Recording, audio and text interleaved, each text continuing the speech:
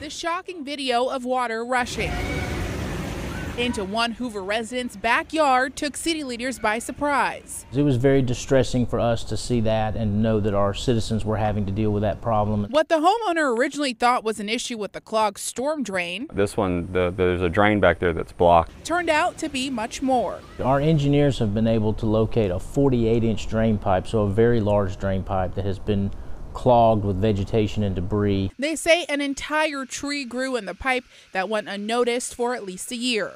Unfortunately, last year's drought probably delayed the detection of the problem. But now with this summer's rainy season, city leaders say they're finding storm drain issues around the area. Result of little to no rainfall last year, which didn't show any problems that we could have gotten to when they were less substantial. So now they're working to keep this It's quite a blockage that has occurred from happening again. In Hoover, Larissa Scott, WVTM 13.